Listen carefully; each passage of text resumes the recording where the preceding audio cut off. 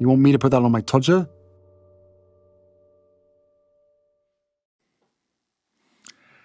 Harry's wife. About to split. Samuel Fishwick, in The Independent, asks, are Harry and Harry's wife about to split?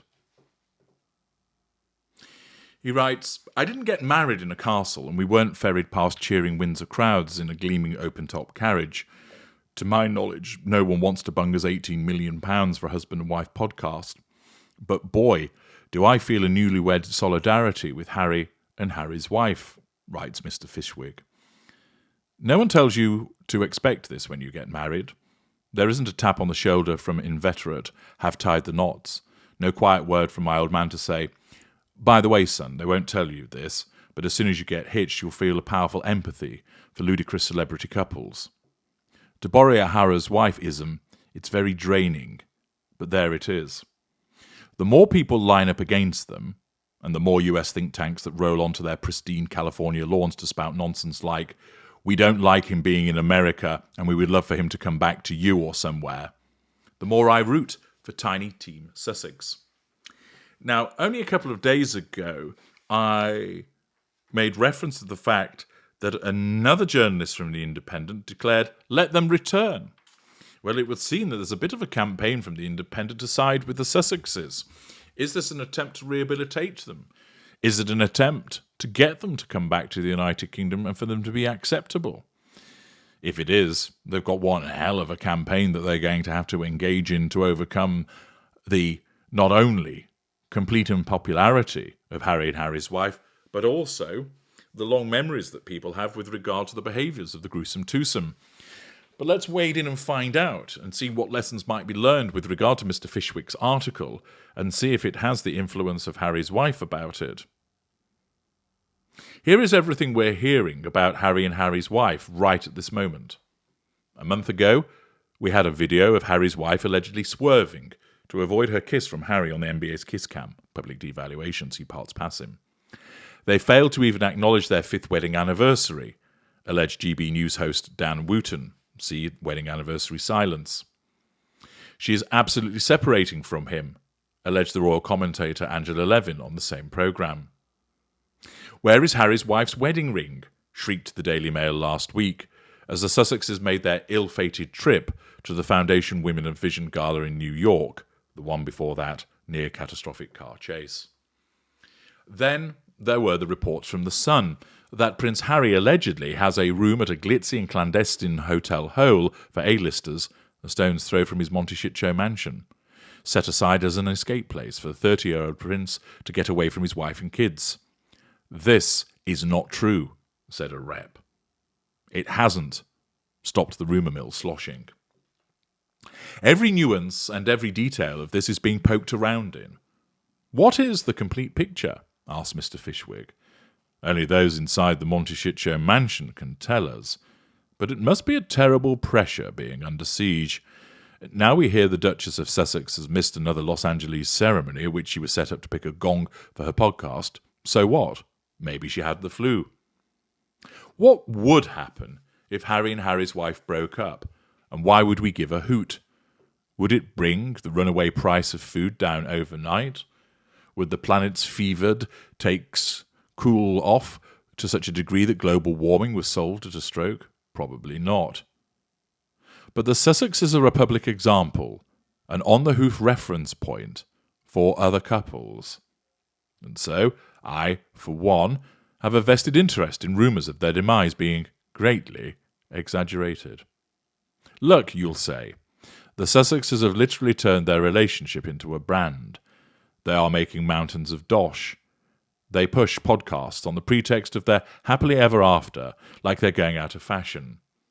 If they truly wanted their privacy, they'd shut up and leave us alone. Can you imagine if barely weeks after agreeing to spend the rest of your life with someone, you couldn't open a web page without noticing some online wag wishing your nuptials would go down in flames? Everyone Googles themselves. It's the internet age. I don't think people of a certain age understand the way the manifest will of the extremely online bleeds into the life of the average millennial. This is a generation more likely to believe in astrology than self-determination. Even the stars see their fate as lying in the hands of others. Yes, the Sussexes are annoying. They are. My brothers and I send each other little snippets from Has Little Mention's memoir Spare to remind me of what an unstoppable arse he is. They would not be at my fantasy dinner party. But I cannot help but think of the incessant intolerable weight on that little family, boring down into every teeny crack that appears in their foundations. All the money in the world, and you cannot buy a moment's peace. Marriage is the happiest I have ever been. It is magic and mayhem, it is quiet and calm, but it requires discussion, openness, watching for and working on the messy bits, making running repairs. It's DIY. But I imagine that a flood of noise and derision can surely rot the foundations. The mind boggles at the shame and insecurity that would claim you if the industrial thought complex reached out to dunk on you with regard to your every marital misstep. Look, mate, you reply, they don't want to shag you, give it a rest. But I think this isn't about celebrity, it's about family. And it is a demonstrably odd exercise in I told you so, to wish for one to fall apart.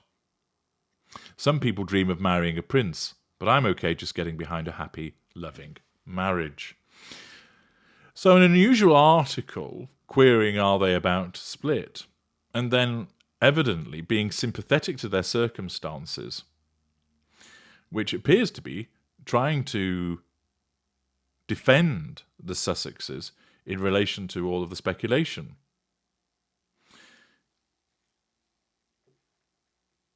Colkitto writes, who is this pathetic mook pounding out guff about a couple he hopes are having issues that would lead to matrimonial collapse? Yet another garrulous galoot on secondment from the grim DM. Personally, little or no interest, monarchy and their lifestyle, but the tiresome character assignations, I think he means assassinations, by twerps like this hack earning a living, undermining them is simply disgusting. Get a proper job, you parasitic clown. I don't think he's necessarily meant to be levelling that at the journalist that's written this, but there we are.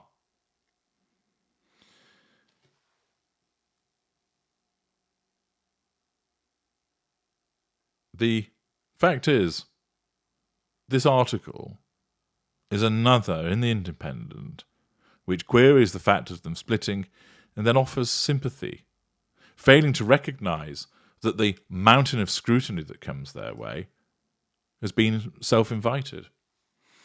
That Harry's wife, as a narcissist, thrives upon it. She needs it.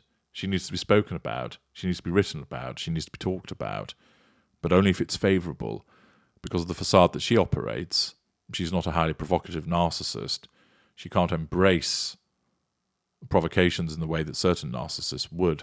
And in the circumstances, what she needs to be able to do is have everybody think that she's marvellous and wonderful. Thus, they're under control, and it provides us with lots of pure positive fuel. But is this another attempt to curry sympathy for the Sussexes with a view to potentially facilitating their return? Is this paid for by the Sussexes? Or is it simply that the editor of The Independent is sympathetic to their circumstances and is causing pieces such as this to be written in this nature? What do you think? Do you think that there is a move afoot to try and rehabilitate them, to give them an escape route, to return to the United Kingdom? Or do you think, as explained in other videos, that the split is the most inevitable thing that's going to occur? Let me know your views in the comments section.